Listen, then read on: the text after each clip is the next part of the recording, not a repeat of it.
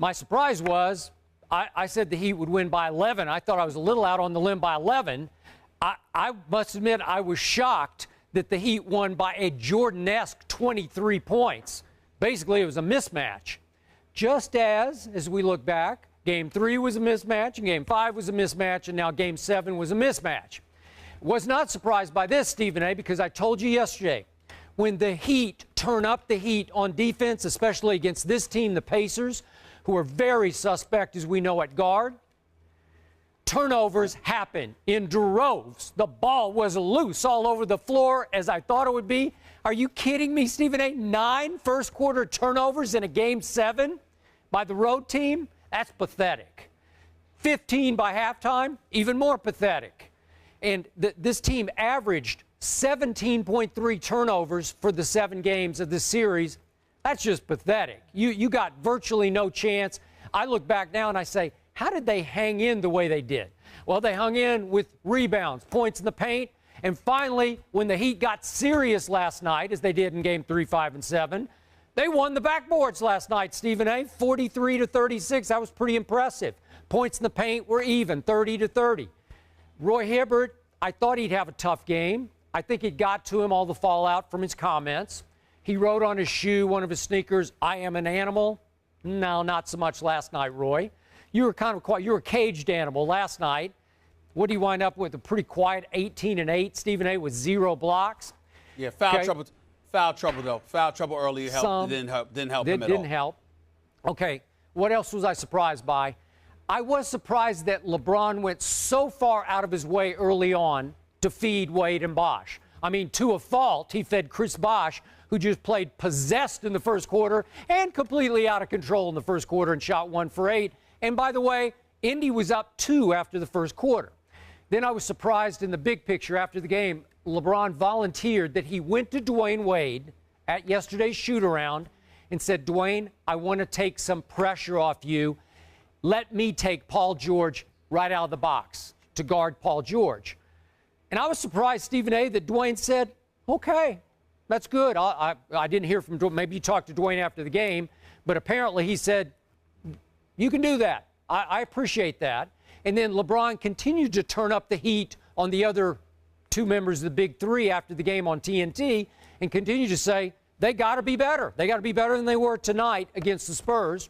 I would agree with that, but I'm surprised LeBron's still so public about that. Well, he's public about it because, they're trying to win a championship, Skip. It's not like they're not going to be friends because they lose. The point is that you're going to push people's buttons. It doesn't matter what kind of friendship you have. It doesn't matter what kind of love you have. When you're in the throes of competition, it's merciless, and that's not the time for compassion. The compassion comes once the results come in. But while you are in the throes of action, you ain't got time for all of that. We got a job to do. We trying to get a job done. We're trying to win a championship. All of these months we've been working our butt off. The offseason, what we put in, the 82 regular season games, all the hype and hoopla that comes in, the media interviews and the appearances and everything else. Then you go through the postseason with the expectation to win a championship, and now you're within 4 games of capturing it, and you ain't got time for friendship. The friendship ain't going to go anywhere, but you don't have time for that. Dwayne Wade and Chris Bosh knew what they needed to do. They talked in the off day between Games 6 and 7 about what they needed to do and how they were going to assert themselves. LeBron knew that was going to be the case. LeBron also knows that he's been doing his job. But part of his job is also facilitating others, maximizing the potential that they have. Dwayne Wade did it pretty much for the first 2 years that LeBron and Chris Bosh were in Miami. Now it's LeBron's turn to do it. So if he did that for them, then it's nothing wrong with it being reciprocated. Dwayne Wade is struggling right now because he's not healthy. It's that simple. I give him a lot of credit because he was honest about it. He didn't avoid the subject. But he doesn't belabor it either, because then it sounds like an excuse. And he's not giving himself an excuse. So we saw what he can do. You tweak his knee a little bit. You do what you got to do. When you go into the back room with the trainer, I don't care what you got to do. Get it done. Find a way, because when you're this close to a world championship, if you lose, you want to go down swinging. If you lose, you want to play your best and be forced to concede that you lost to a better team. There is no pain greater than losing when you know you should have won.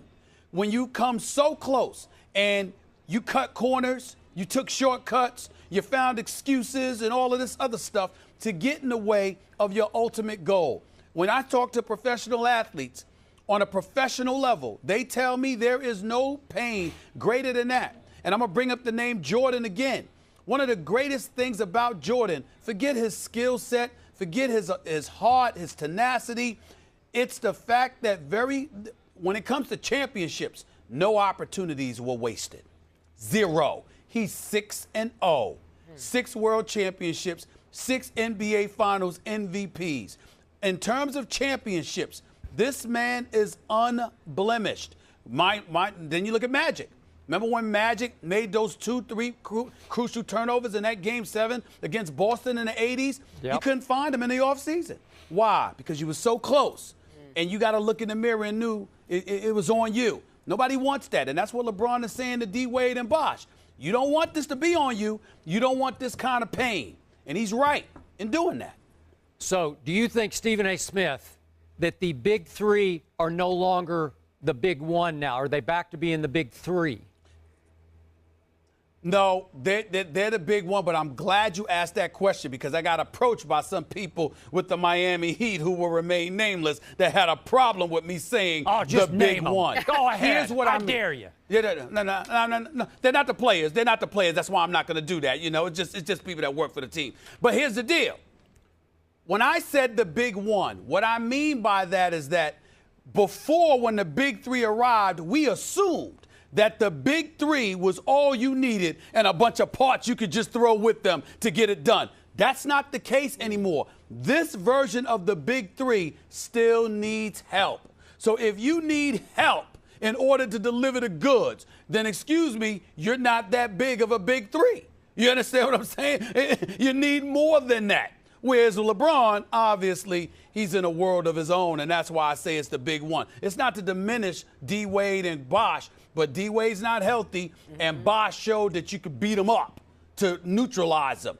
Therefore, the big three is not as potent alone by themselves as we thought they were 2 years ago.